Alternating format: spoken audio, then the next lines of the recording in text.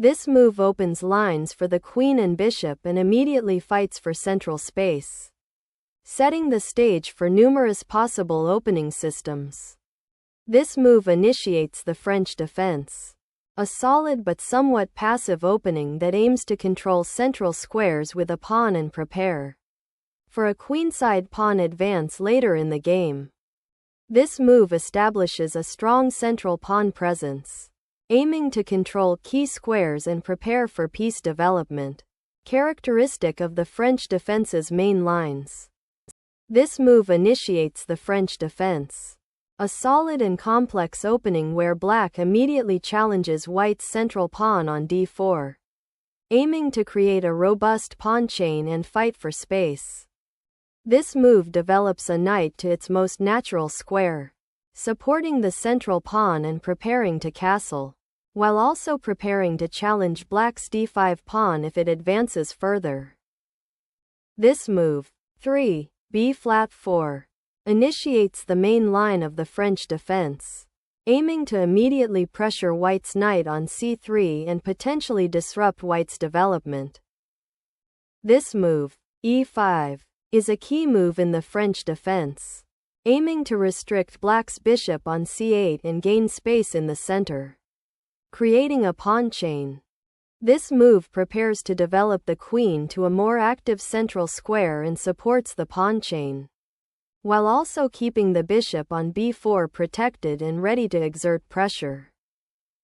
Developing the knight to f3 supports the central pawn advance and prepares for kingside castling, while also increasing pressure on black's d5 pawn. This move prepares to develop the queen's bishop to a more active diagonal, aiming to contest white's central control and potentially create counterplay on the queenside. This move develops the bishop to an active square where it supports the pawn on e5 and prepares for further development, while also potentially allowing for a later exchange on c3 to disrupt black's pawn structure. This move develops the bishop to an active diagonal, preparing to contest white's control of the queenside and potentially exchange off white's well-placed bishop on d2. Trading the bishop for the knight here opens the a-file for black's rook and gives white a stronger central pawn presence, aiming to exploit the potential weakness on the c6 square. This move recaptures the bishop and opens the a-file for the knight, creating an outpost and preparing to challenge white's central control by potentially activating the queen and c-file. Castling kingside secures the king and connects the rooks, a standard defensive and developmental maneuver in this Queen's Indian defense structure. This move is a strategic retreat to redeploy the knight to a more active square, likely c6 or d7, after the bishop was exchanged on a6. This move reroutes the knight towards the kingside, preparing to support a kingside pawn advance or a subsequent kingside attack, and also freeing the f1 square for the bishop. This move prepares to castle kingside, a vital step in securing the king and activating the rook, while also preventing white's knight from easily occupying the f5 square. This move prepares to activate the rook on the c-file, potentially supporting a central pawn advance or creating pressure against black's queenside. This move boldly initiates a queenside pawn expansion, aiming to gain space and potentially create weaknesses on white's queenside in exchange for ceding central control. This move repositions the knight to a more active square, aiming to control central squares and potentially support a kingside pawn advance while preparing for future piece development. This pawn thrust on h5 aims to gain space on the kingside and potentially provoke weaknesses in white's pawn structure, though it does leave the kingside slightly less defended. This move prepares to develop the queenside knight and potentially reinforce the central pawn structure, while also offering a pawn sacrifice to disrupt black's pawn chain. This move strategically relocates the bishop to an active outpost, targeting white's c2 pawn and potentially creating weaknesses on the queenside if it can exchange itself effectively. This rook move prepares to challenge the a-file and prevent black's c5 pawn break. This pawn push aggressively challenges white's queenside control, aiming to create a passed pawn on the a-file and disrupt white's coordination. This move aggressively challenges black's queenside pawn majority, aiming to disrupt their structure and potentially open lines for white's pieces. This move aims to solidify black's pawn structure, preventing white's c5 advance and creating potential counterplay on the queenside by preparing dx-c4 followed by c5. This pawn thrust aims to restrict black's queenside expansion and create a protected passed pawn on c5, potentially leading to a positional advantage by controlling key squares. Black reiterates the attack on the bishop, which white is defending with the pawn on circa 5, aiming to gain a tempo or force a favorable exchange. This move repositions the bishop to a more active square, aiming to challenge black's queenside expansion and potentially open lines for white's rooks. Black initiates a pawn storm on the queenside, aiming to create dynamic counterplay and challenge white's central space advantage gained by the pawn push. This move prepares to reposition the knight to a more active central square, potentially supporting a kingside attack or contesting central control. This move re-establishes pressure on the c-file by forcing white to defend the c5 pawn, while simultaneously preparing to undermine white's queenside pawn structure. This capture on a4 immediately resolves white's queenside pawn tension, opening the b-file for potential activity while simplifying the position.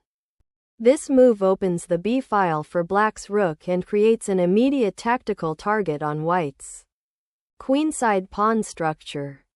This recapture on a4 develops white's queen to an active central square, aiming to exploit the newly opened queen's file and coordinate an attack on black's kingside while simultaneously pressuring black's central pawns.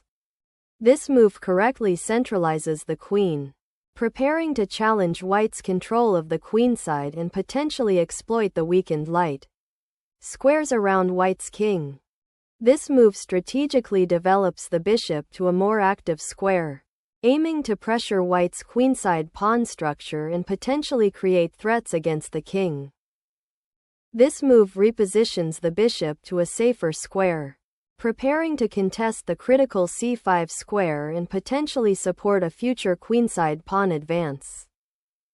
This move offers a rook exchange, simplifying the position and potentially opening the b-file for white's queen and remaining rook, while also forcing black's king to move, which could expose it. Black recaptures the rook, but the exchange has opened lines and white's queen is now actively placed on the a4 square.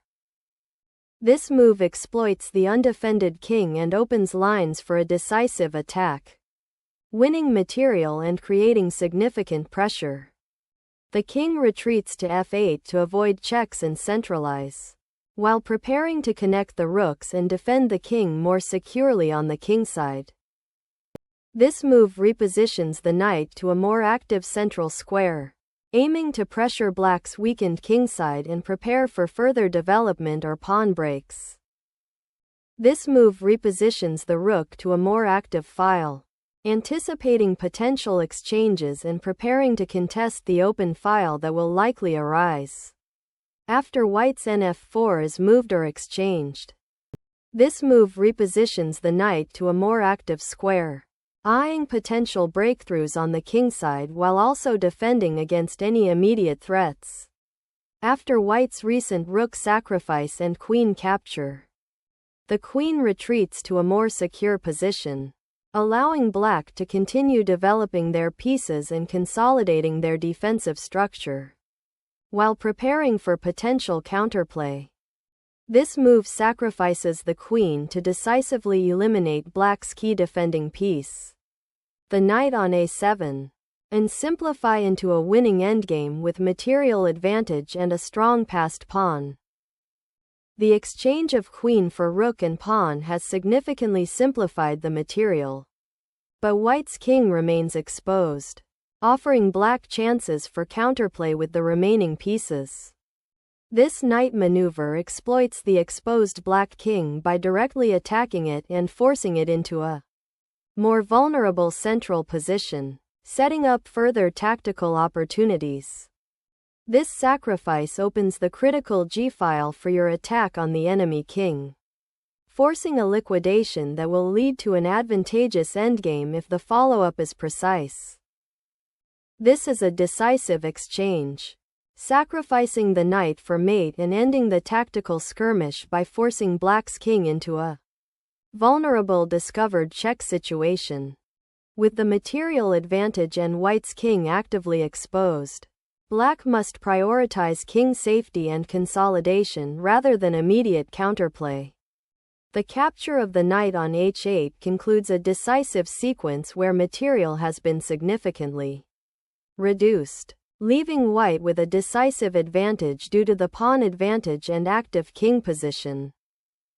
Black recaptures the rook, aiming to activate their remaining rook on the open A file and contest white's dominant central control. The rook transfer to d1 aims to centralize the piece and prepare for potential breakthroughs on the d file or reinforcement of other lines, while also defending the e4 pawn.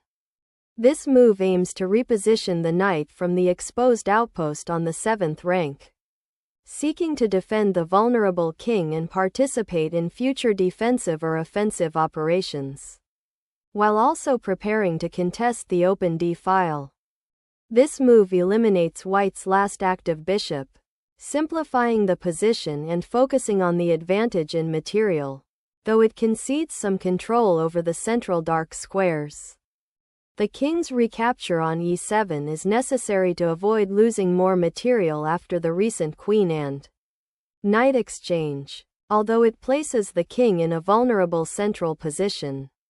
This knight move forces black's king into a more vulnerable central position, aiming to exploit the king's current lack of support and potentially create further tactical threats. The king must relocate to safety. It cannot remain on the f-file where it is perpetually attacked, and seeking shelter on f7 is the most direct route to a more secure square. This knight repositioning aims to develop the kingside pieces, particularly the other knight, and support the advanced f4 pawn while preparing for further action on the kingside. This move recaptures a piece, simplifying the position and aiming to activate your remaining pieces and pawn majority in the center. This pawn capture on e5, a recapture of an opponent's pawn, is crucial for white to eliminate black's advanced passed pawn, thereby simplifying the position and neutralizing a dangerous attacking threat. This move initiates a tactical sequence to regain material by exploiting the pinned knight on g6, aiming to simplify into a favorable endgame where white's extra pawn can be leveraged. The rook swings to the c-file, directly challenging black's last remaining pawn and opening up further attacking possibilities on the open file. The king retreats to the center to avoid further checks and to participate in defending the remaining pawns. The move c6 creates a protected passed pawn on the c-file, aiming to disrupt black's coordination and potentially open lines for white's rook. The king must now seek refuge from the dangerous open c-file and the strong white pawn, aiming to centralize and defend vulnerable pieces. This decisive pawn push forces the black king to a precarious square, ultimately leading to the promotion of white's passed pawn. This move is a defensive necessity to prevent the opponent's passed c-pawn from advancing and becoming unstoppable, while also aiming to regroup the remaining pieces. This move shores up the king's position against potential checks and attacks down the g-file. consolidating the pawn structure after the pawn race. The rook's move to a4 aims to activate itself on the open file and potentially contest white's central control, while also preparing for further pawn pushes or defensive maneuvers. This move capitalizes on the opponent's misplaced king, aiming to trap it or force it into a worse position while simultaneously reinforcing the rook on the 7th rank, creating significant pressure. This move is a tactical blunder. After 39, rc8+, black will lose material due to the exposed king and lack of active defense. This move capitalizes on white's superior pawn structure and activity to win a crucial pawn, simplifying into a winning endgame with a material advantage. This move aims to disrupt white's passed pawn on c7 and activate the black rook from its passive position. This move activates the rook to the highly active d file, aiming to pressure black's king and potentially create threats on the 7th rank. This move seeks to exchange material and simplify the position, aiming to exploit the resulting pawn majority on the queenside once the rooks are off the board. This move creates a powerful passed pawn that will demand the black king's attention and restrict its mobility. This move is a blunder, as capturing the pawn on c7 with the king allows white's pawn to become a powerful passed pawn, severely hindering black's defense and almost certainly leading to a loss. The creation of this passed pawn on e7 is a decisive positional advantage, directly threatening promotion and forcing black to dedicate resources to its containment rather than developing counterplay.